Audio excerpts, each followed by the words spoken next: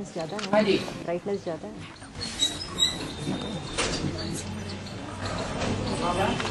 जो सच्चे पात्र आत्माएं हैं उनका याद प्यार बाप दादा को उसी घड़ी पहुंच जाता है। तो सच्चे पात्र आत्माएं को दिल से याद करती है, दिल की बातें दिलावर को ही देती है। वो है सच्चे दिल वाले। और दिल की बातें औरों के साथ करती है और बापों को झूठा पोता मिल दे देती है, छुपाती है। तो सच्चे हुए या झूठे हुए? तो कनेक्शन मिलेगा कि कनेक्शन में जंग चढ़ा हुआ है।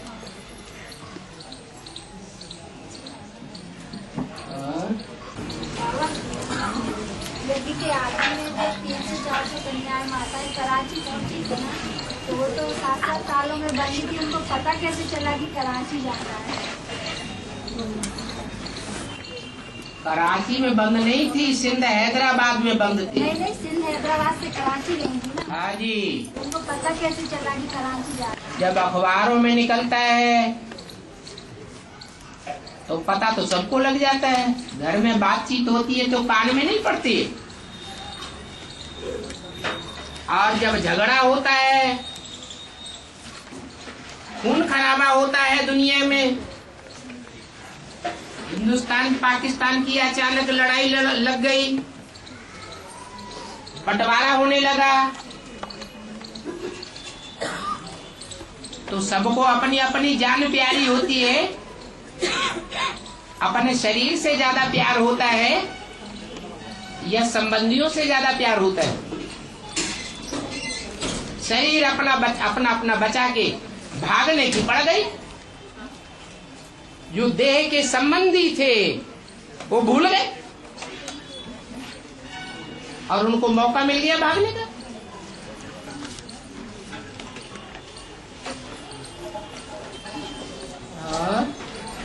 बाबा, सिख धर्म का नारा है कि एक नारी सदा ब्रह्मचारी।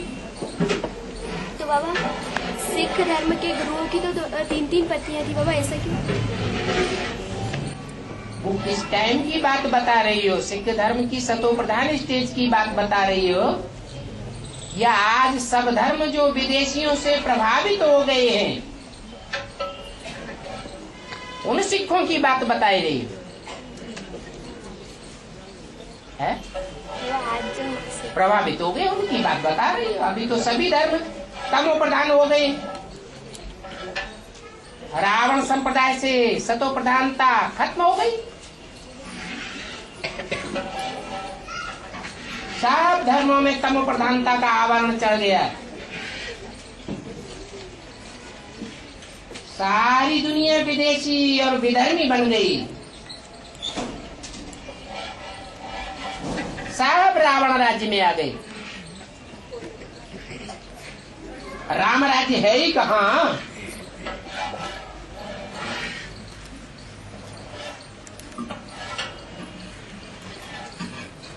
राम के जो घर परिवार के खास हैं वो ही रावण के चंबे में आ जाते हैं। सिख धर्म की तो बात ही छोड़ो। और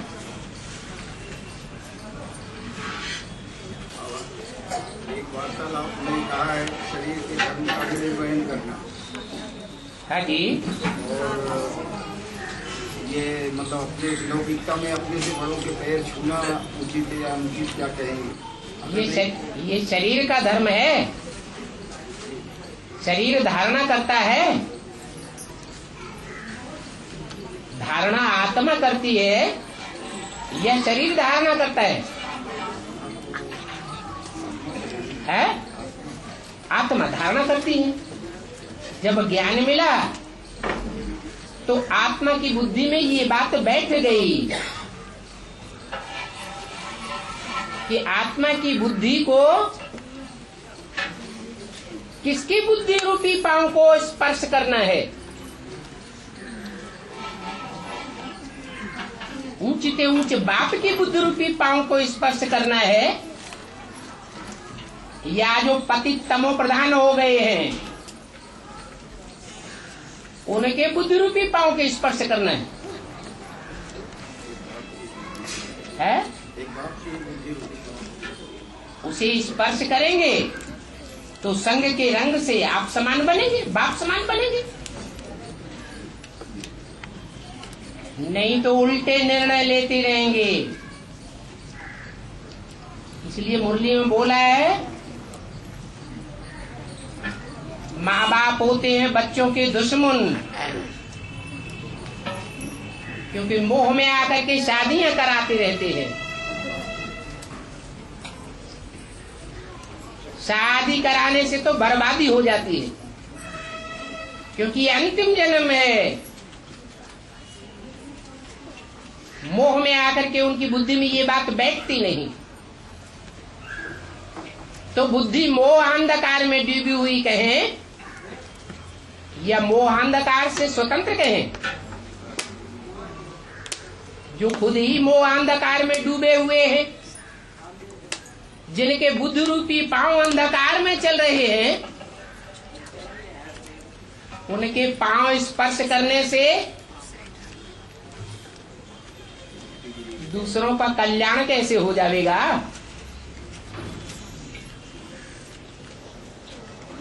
एक वार्ता आपने बोला है कि हत्या के लिए जुर्मी को फांसी की सजा सुनाने वाले के ऊपर पाप नहीं लगेगा, न ही फांसी देने वाले चांडाल के ऊपर दोष आएगा, परंतु कहते हैं कि कानून अंधा है, कानून अंधा है, ऐसा लौकिकता में कहा गया है। लौकिकता में कहा गया है, अलौकिकता में तो नहीं कहा गया है। और असली कानून कौन सा है? कानून माने विधि। असली विधि विधाता ब्रह्मा के द्वारा बनाई जाती है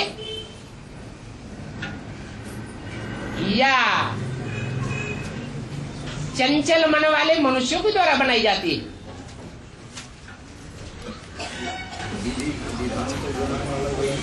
तो उसके विधान पर चलना ये तो अच्छी बात है।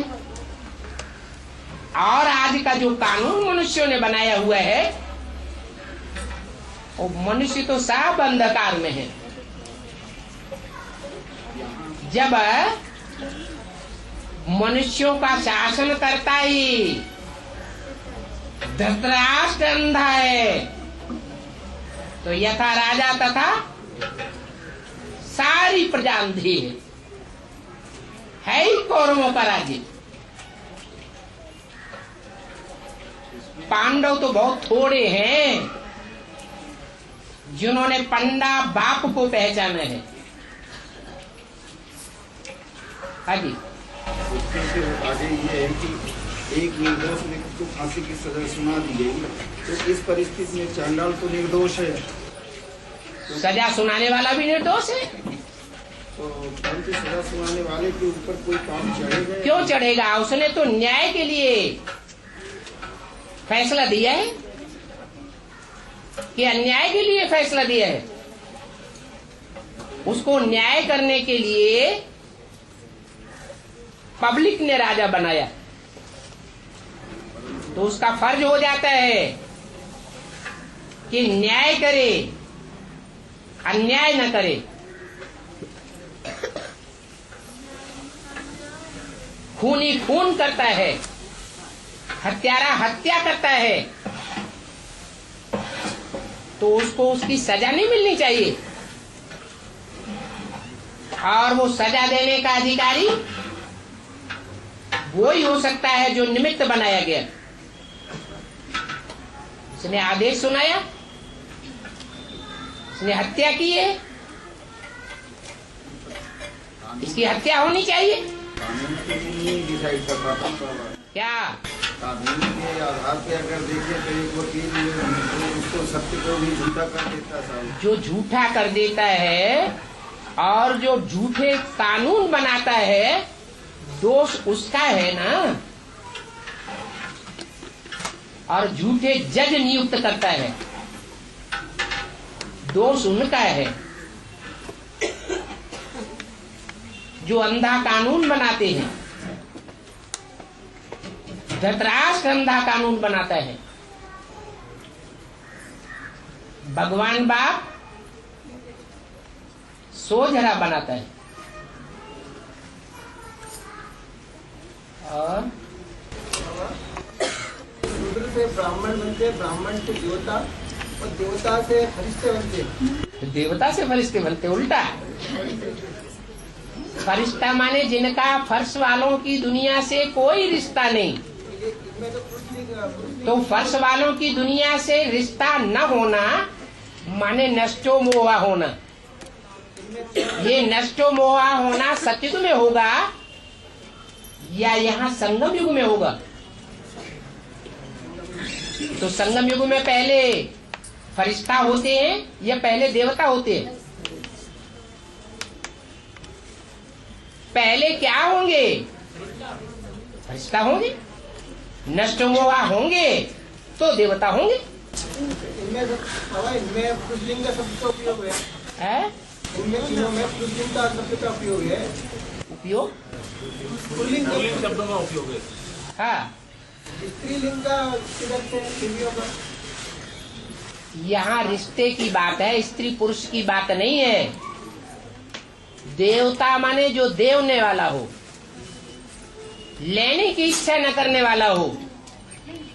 हम किसी को प्यार देंगे तो हमें प्यार मिलेगा। ऐसे नहीं ये हमको प्यार नहीं देता है इसलिए हम इसको प्यार नहीं करेंगे, उसको देवता नहीं कहा जाता। और वो देवता जो देने का ही काम करने वाला हो, वो चाहे स्त्री हो और चाहे पुरुष हो। कौन सी कोटि का कहा जाएगा? देवता कहा जाएगा, राक्षस कहा जाएगा या मनुष्य कहा जाएगा? देवता ही कहेंगे। तो देवता तो एक जाति हो गई। उस जाति में स्त्री भी हो सकती है, पुरुष भी हो सकते हैं।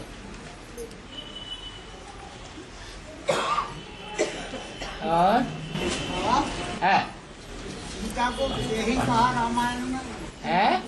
सीता को यही कहा है। इसको सीता सीता को, हाँ, हल द्वारा जमीन से घड़े द्वारा निकली, बताइए उसका क्या है? वी माने क्या और देही माने क्या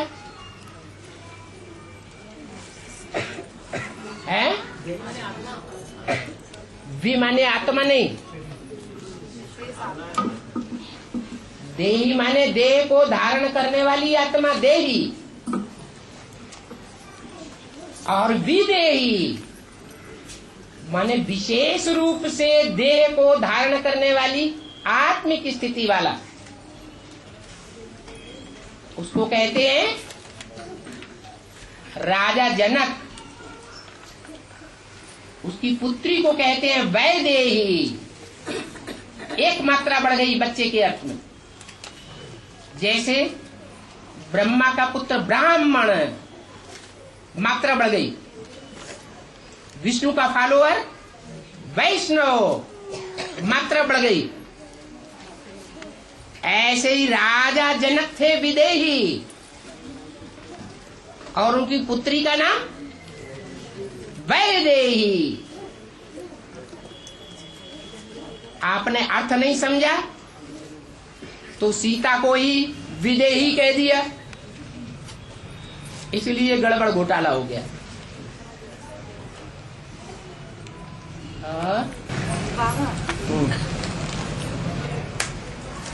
बाबा वो कौन सी चीज होगी जिसमें हमको पोता मिल देने की जरूरत नहीं?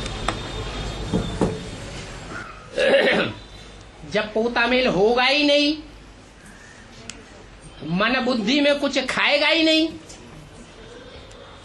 पाप अंदर होगा तो मन बुद्धि को पाप खाएगा।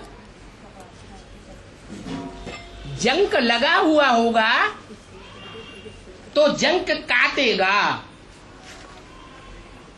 जंक होगा ही नहीं पापों का, तो काटेगा क्या? तो जिसकी आत्मा में पाप का बोझा भरा हुआ है,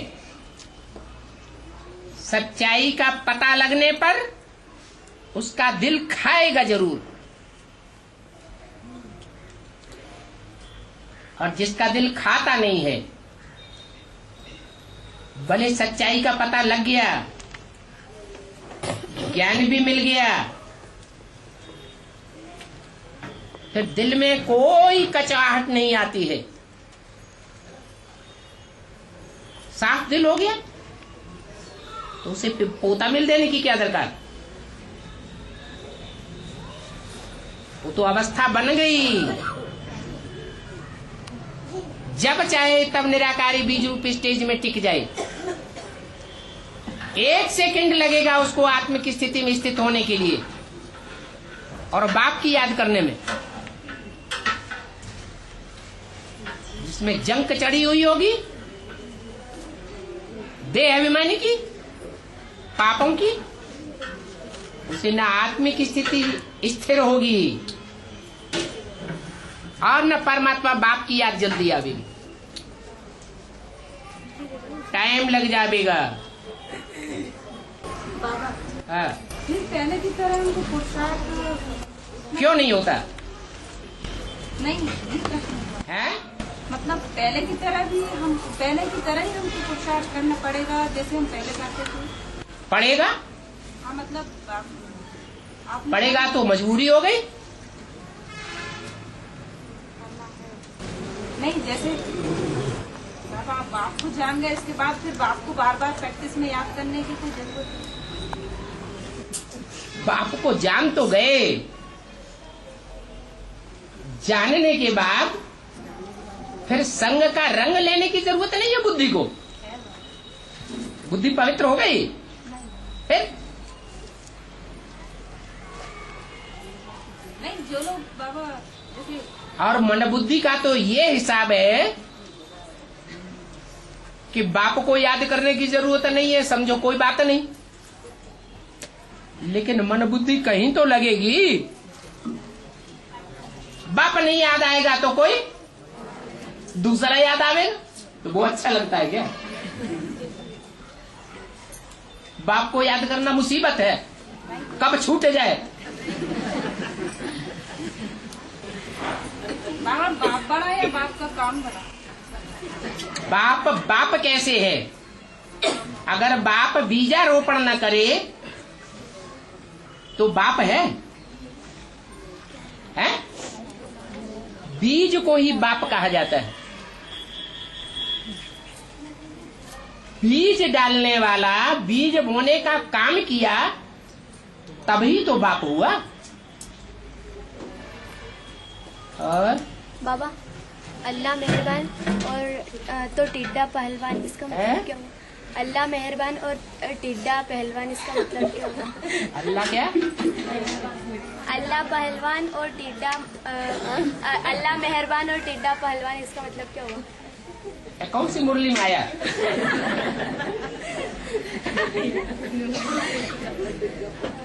है? क्या मुसलमानों का शास्त्र पढ़ लिया क्या?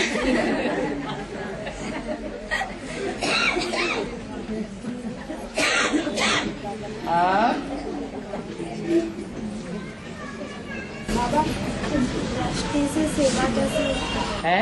दृष्टि से सेवा कैसे? दृष्टि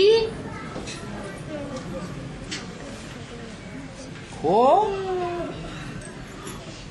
या कोई भी कर्मेंद्रिय हो, दृष्टि तो सब इंद्रियों में श्रेष्ठ मानी जाती है।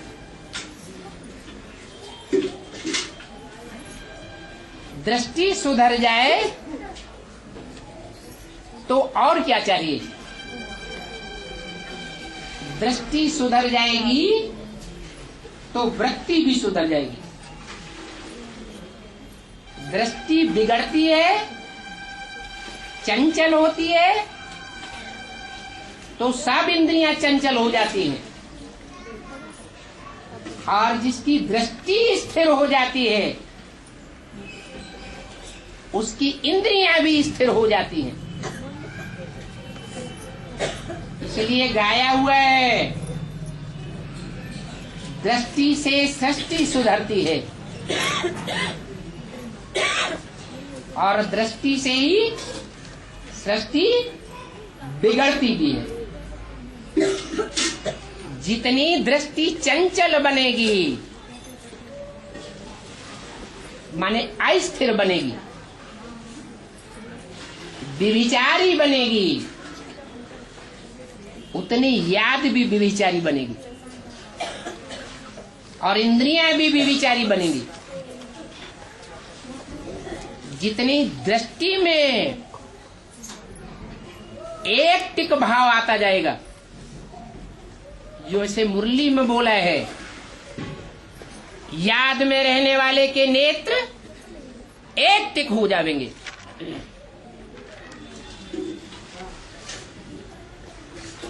तो दृष्टि एकाग्र हुई,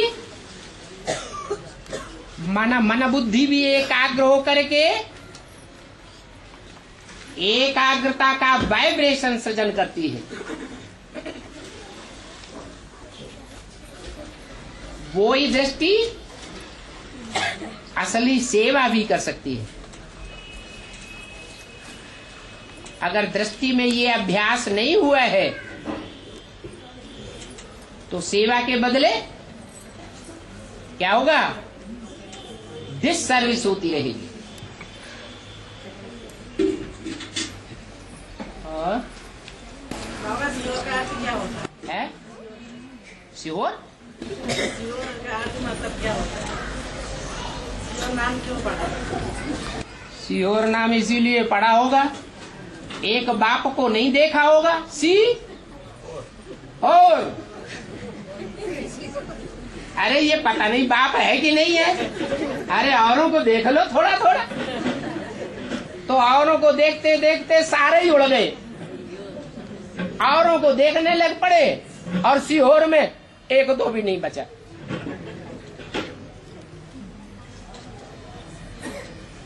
हुआ कि नहीं? प्रैक्टिकल में ऐसा हुआ।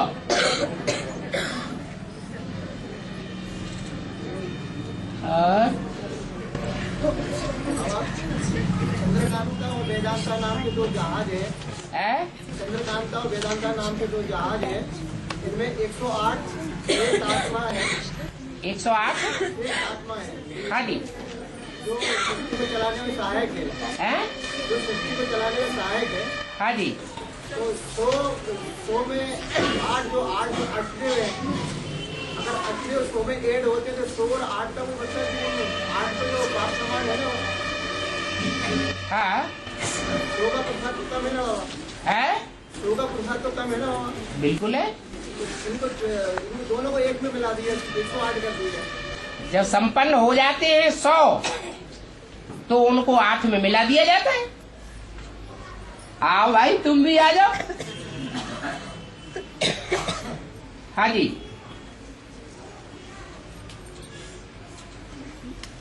इसलिए 100 कौरव गाए हुए हैं।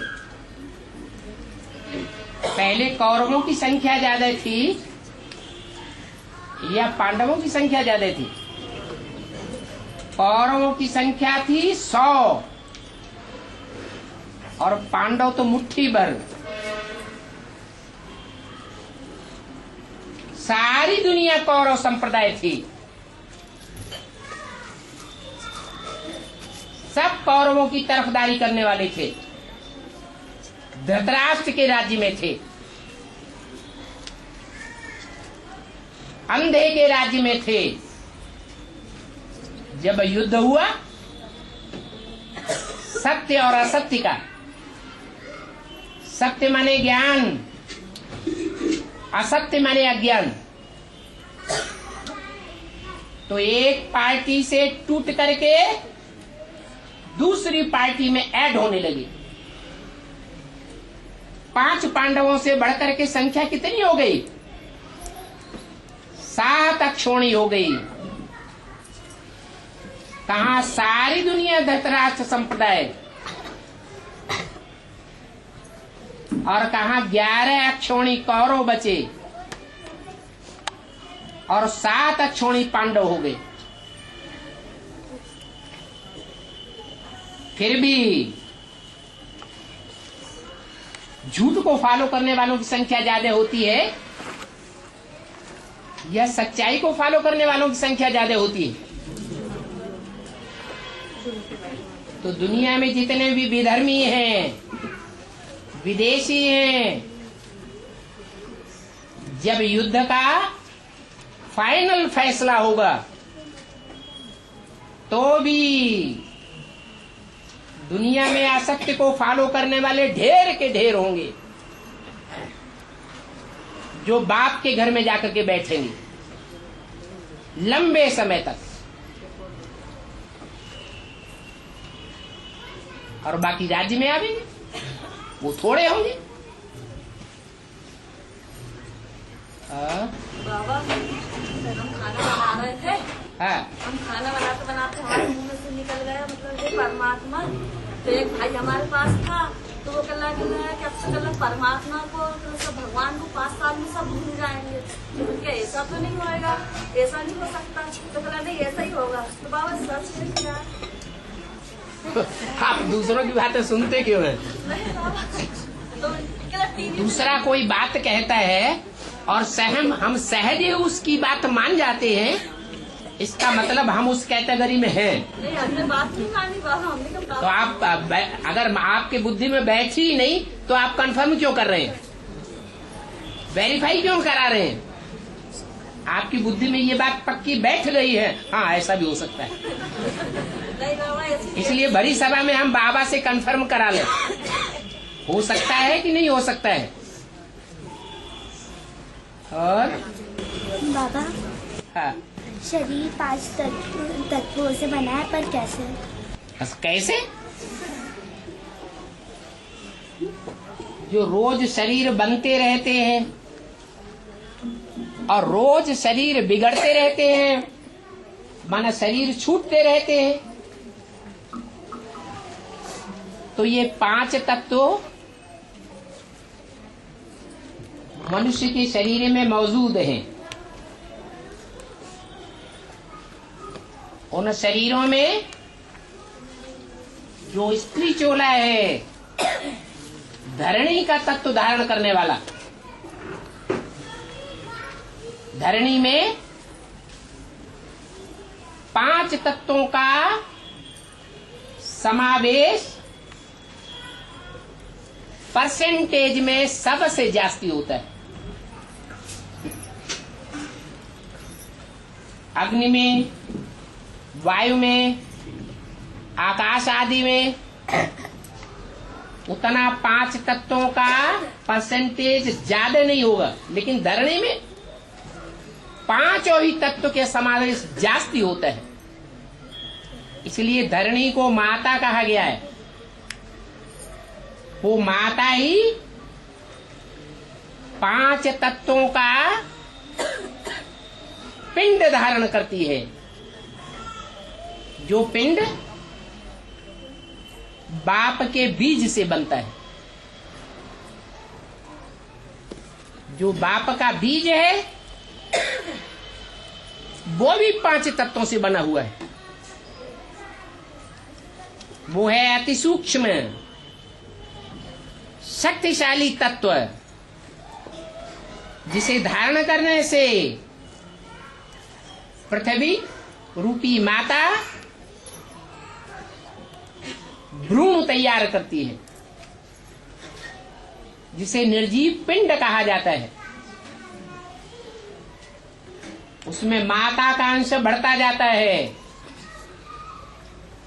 और पिता का अंश स्वल्प होता जाता है।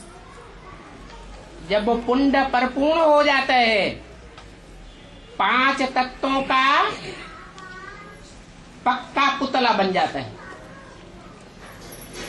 तब उसमें 4-5 महीने के बाद आत्मा प्रवेश करती है, तब जीवात्मा कहा जाता है। तो ये 5 तत्वों का जो शरीर है वो बनाने वाला कौन?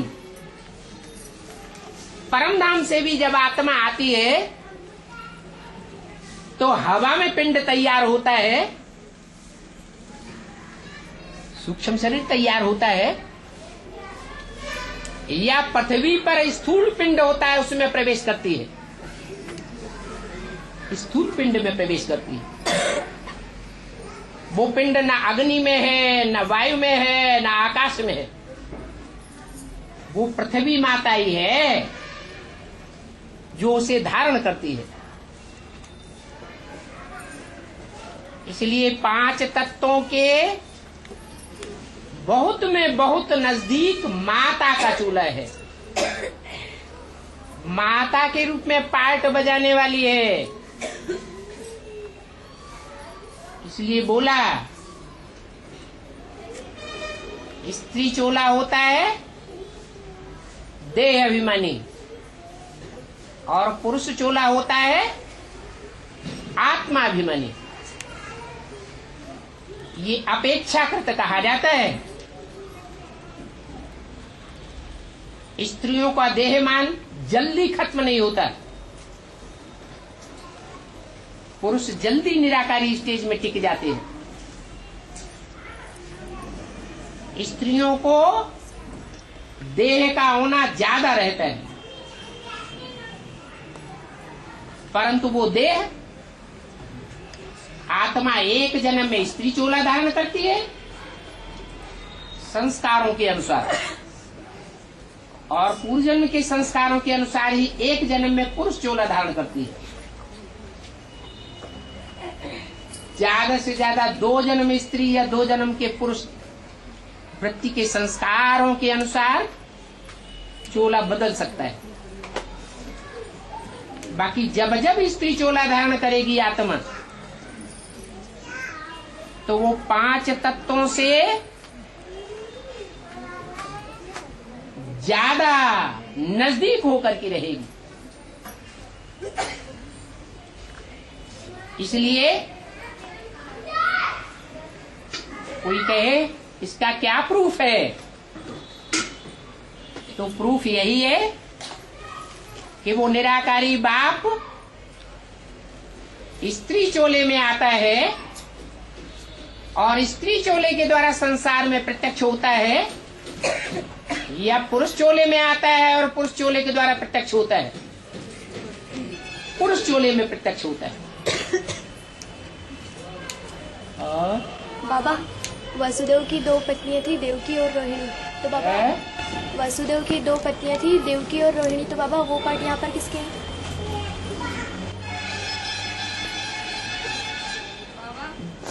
एक प्रश्न आया, वसुदेव की 2 पत्नियां थी। वसुदेव किसे कहा जाता है? और वसुदेव का बच्चा, वसुदेव को फॉलो करने वाली आत्मा नंबर 1। अभी बताया ब्रह्मा का बच्चा ब्राह्मण, एक मात्रा बढ़ गई, तो वसुदेव का बच्चा वासुदेव, ये नाम पड़ गया। वसु माने धन संपत्ति, देव माने देने वाला, ज्ञान की बेहद धन संपत्ति देने वाली आत्मा कौन है? कौन है? अरे शिव बाबा। तो शिव बाबा एक माता का आधार लेता है, एक देहधारी का आधार लेता है, या 2 का आधार लेता है? शास्त्रों में गाया हुआ है। जब सृष्टि रची गई तो 2 पत्नियां थी जिनसे सृष्टि का उद्भव हुआ।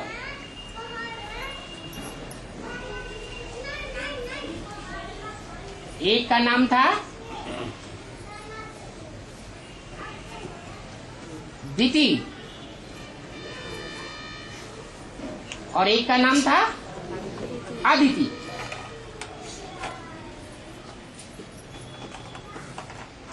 यहाँ भी शिव बाप आते हैं।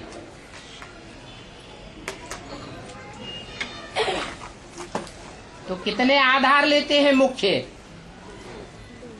एक टेम्परेरी और एक मुकर्रर। एक का नाम ब्रह्मा विख्यात होता है,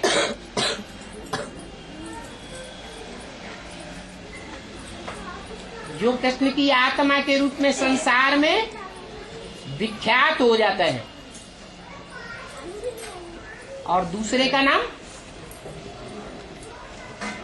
अंत में प्रत्यक्ष होता है।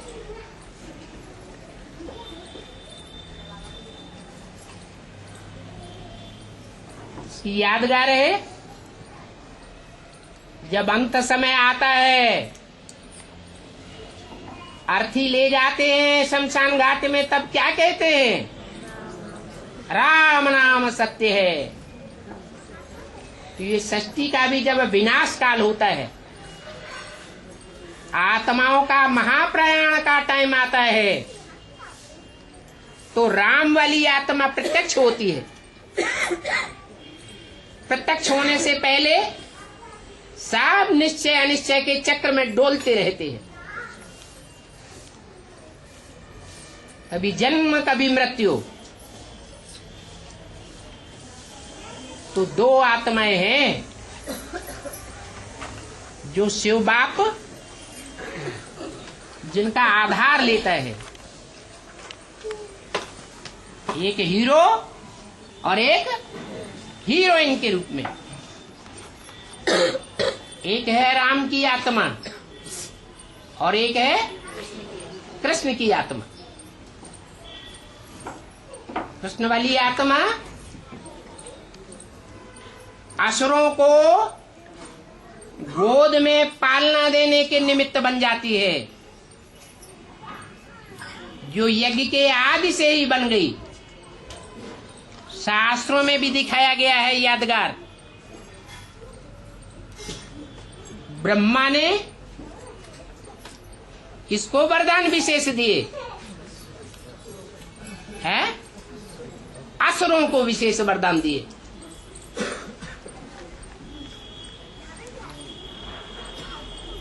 तो यज्ञ के आदि से ही जब तक ब्रह्मा का शरीर रहता है, वो आसुरी धर्म की आत्माएं पालना लेती रहती है माँ की गोद में। वो है ही सृष्टि की बड़ी से बड़ी माँ, ब्रह्म माँ। ब्रह्मा कहो, जगदम्बा कहो, बात एक ही है।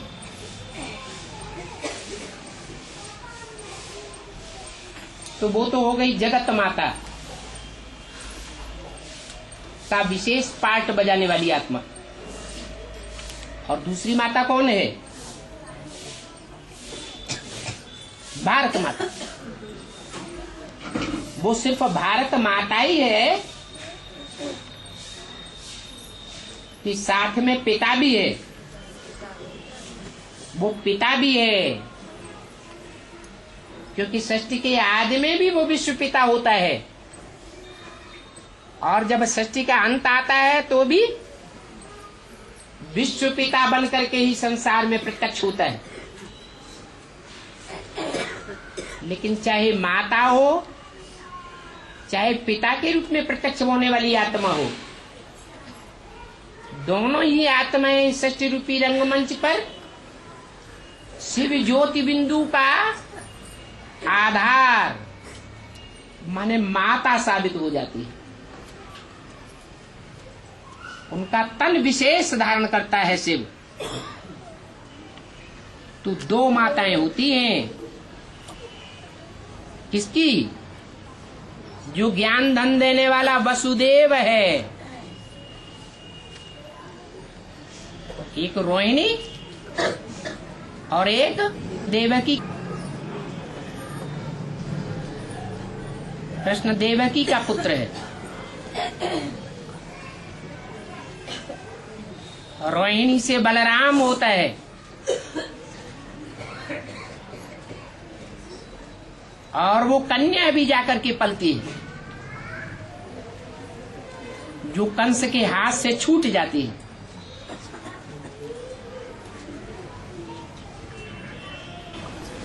बाबा शिशुपाल की 3 नेत्र और 4 हाथ दिखाते जनक पिता।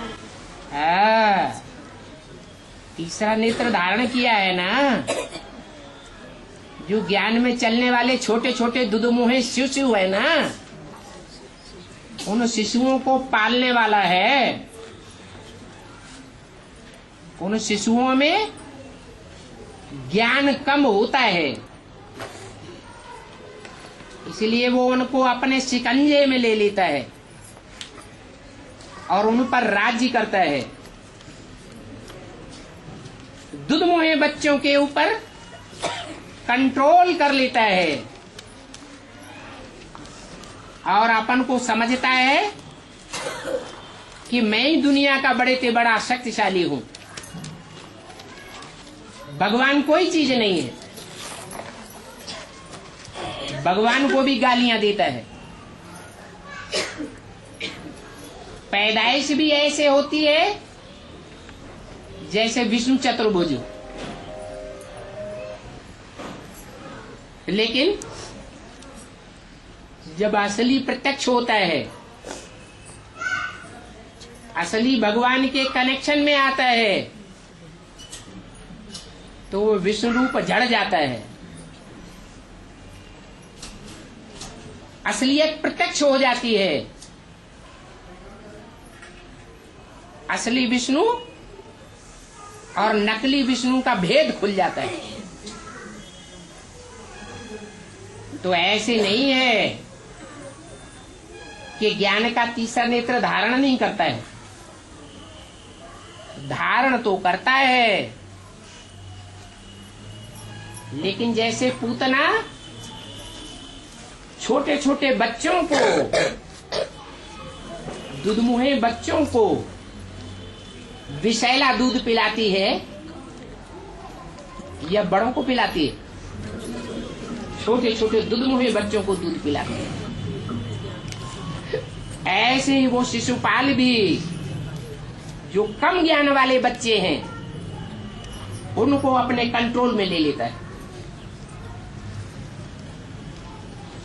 बाबा, है जो माताएं पढ़ी लिखी नहीं है, चिंतन मंथन नहीं कर पाती हैं, चिंतन मंथन नहीं कर पाती हैं, वो संशय में आती हैं बहुत ज्यादा, तो क्या करें? पढ़े लिखे संशय में नहीं आते, पढ़े लिखे उनको पता नहीं हो जाने और जो पढ़े लिखे नहीं है वो ज्यादा मंथन नहीं कर पाते। आप अपनी बात समझते हैं। जो बहुत पढ़े लिखे हैं, जैसे रावण बहुत पढ़ा लिखा ज्ञानी था और वो बहुत संशय बुद्धि होता था, लेकिन जो माताएं हैं, वो माताएं कितनी भी बुद्धिहीनता का परिचय देने वाली हों, फिर भी उनके लिए एक विशेष बात बोली है। जिनको बुद्धि में कुछ भी याद नहीं रहता, बूढ़ी बूढ़ी माताओं को, परिवार में बच्चों की परवरिश और पैदाइश करते करते उनकी सारी बुद्धि और इंद्रियों की शक्ति निचुड़ गई है, उनको बाप तो सबसे जास्ती याद आता है। ज्ञान बुद्धि में भले नहीं ठहरता, बाप याद आता है या नहीं आता है? बाप याद आता है। तो अगर बाप को ही याद में धारण करे रहे अंत तक, तो उसका रिजल्ट बताया है कि जो बाप की याद में तीखा जाएगा, वो हर सब्जेक्ट में आगे चला जाएगा, उसमें ज्ञान भी आ जाएगा। है?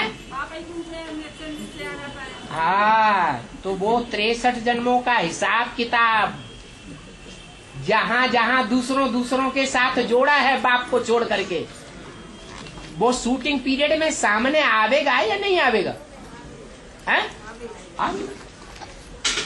नहीं तो माताओं के लिए तो खास भगवान बाप आता है, और खास करके बांधेली माताओं को जितना याद आता है उतना और कोई को याद नहीं आता है। बूढ़ी माताओं को भी बांधेली माताएं कहेंगे, क्योंकि उनके बच्चों ने उनकी बुद्धि को बांध लिया। और बाबा अभी बोला कि कृष्ण देवकी के हैं और बलराम रोहिणी के हैं, तो बाबा बलराम भी तो रोहिणी के हैं है? बलराम रोहिणी के थे, देवकी के थे नहीं बाबा? हाँ, तो उन्हीं को तो कंस के डर से रोहिणी के गर्भ से लाके और देवकी के गर्भ से लाके रोहिणी के गर्भ में रख दिए बाबा, कंस के डर से। ये क्या है? हाँ, तो बलराम भी तो देवकी के है ना? बलराम को इसलिए रख दिया कि बलराम को तो शास्त्रों में भगवान नहीं दिखाया है। भगवान दिखाया है? नहीं। भगवान किसको दिखाया? कृष्ण को भगवान दिखाया। तो कंस के लिए दुश्मन भगवान है या बलराम है? भगवान दुश्मन है। इसलिए कृष्ण को यमुना क्रॉस कराई जाती है। काली विषय वैतरणी नदी को कृष्ण वाली आत्मा क्रॉस करती है।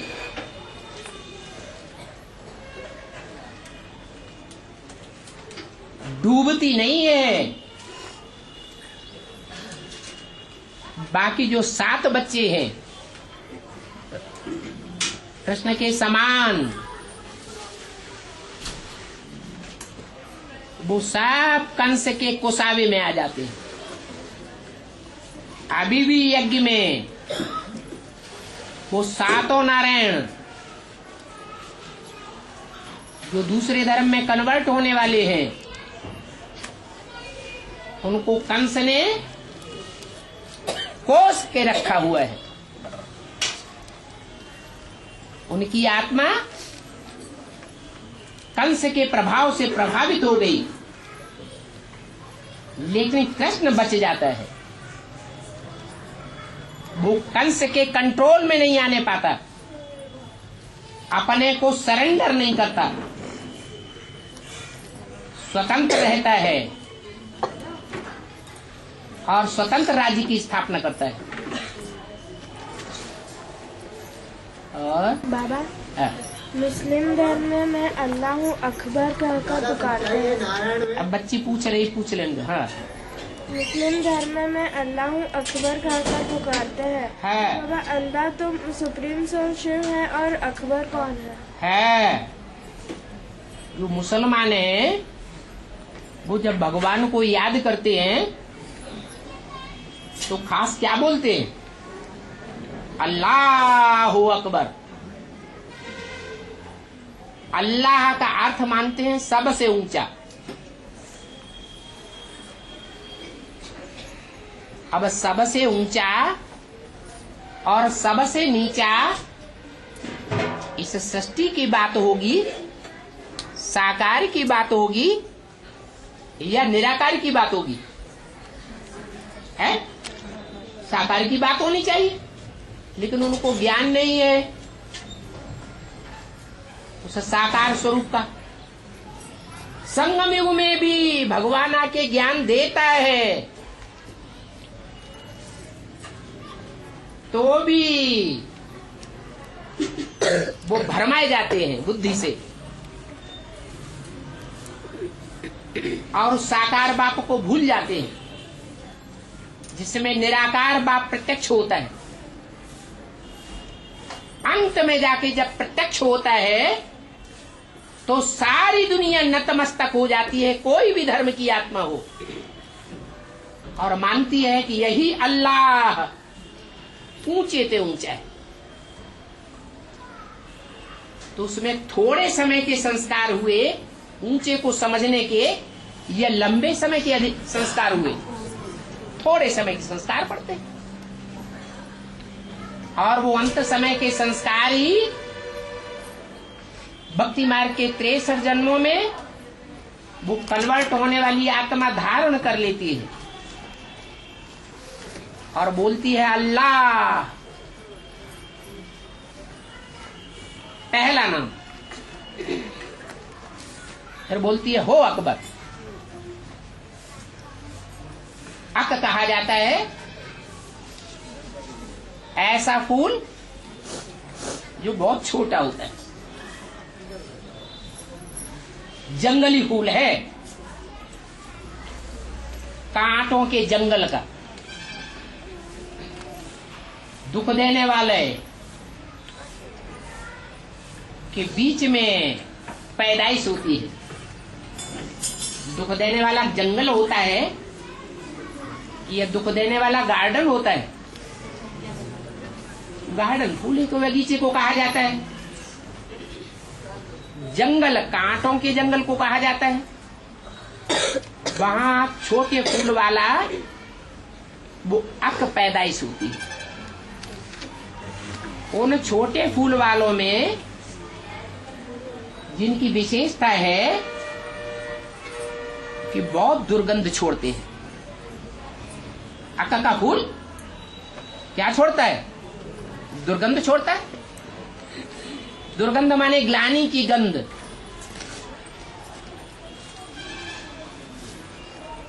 और ग्लानि की गंध छोड़ने वाले फूलों में जो श्रेष्ठ बनता है वो कौन है?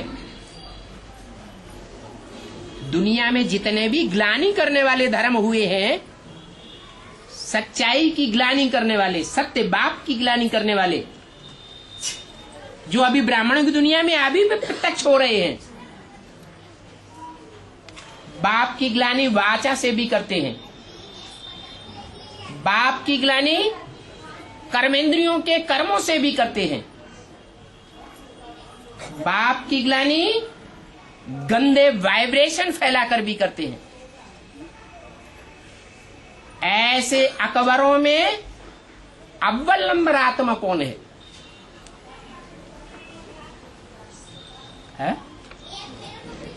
है? शिव बाबू है? राम वाली आत्मा, गंध छोड़ने वाले, भगवान की सबसे ज्यादा ग्लानि करने वाली राम की आत्मा है। इस्लाम धर्म का जो मुखिया है वो विधर्मी धर्म स्थापन करने वालों में मुख्य है, लेकिन उसका भी बीज कौन है?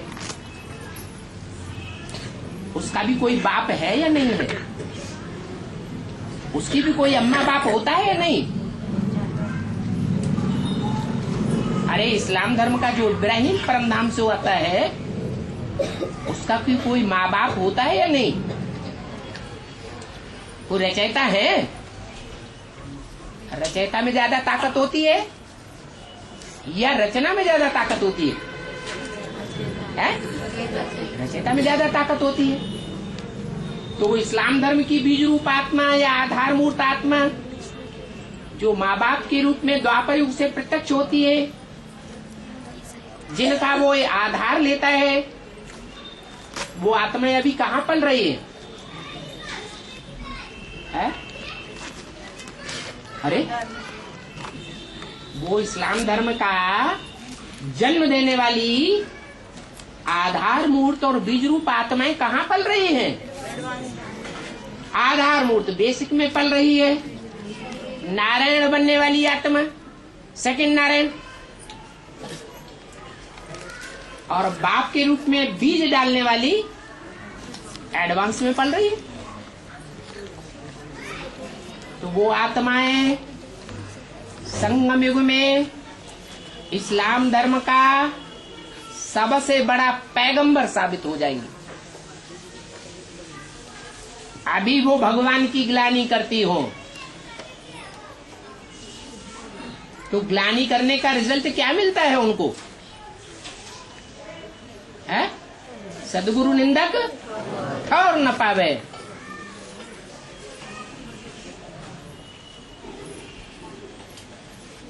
भले वो आत्माओं की शुरुआत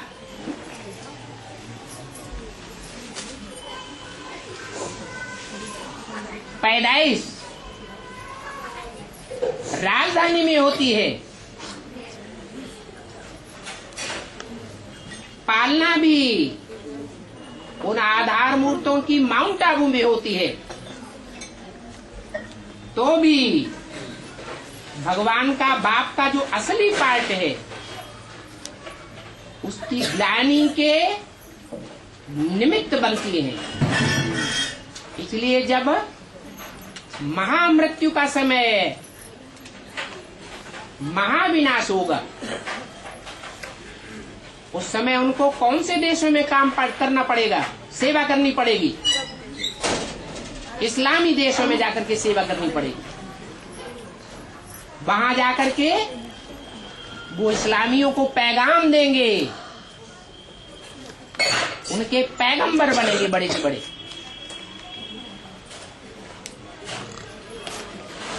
और सबसे पहले कौन मरेंगे? इस्लामी ही मरेंगे दुनिया में।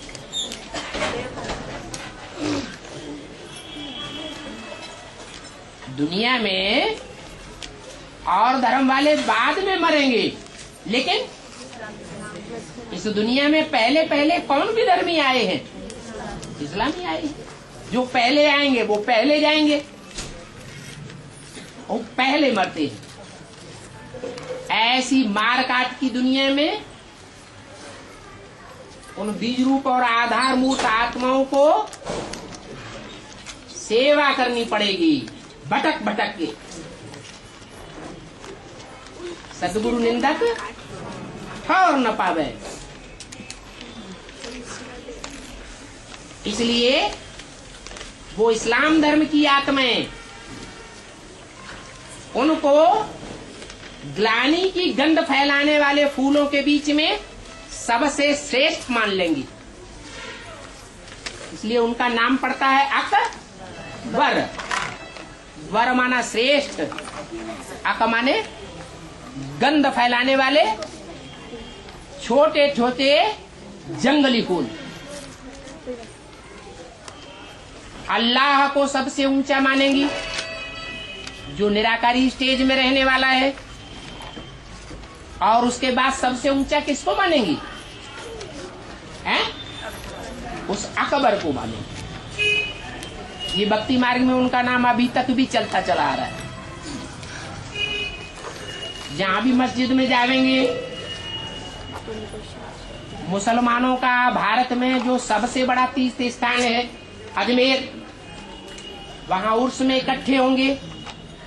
या दुनिया का जो सबसे बड़ा तीर्थ स्थान है काबा, अरब देश, वहां भी इकट्ठे होंगे। तो कौन सा नारा लगावेंगे? अल्लाह हो अकबर।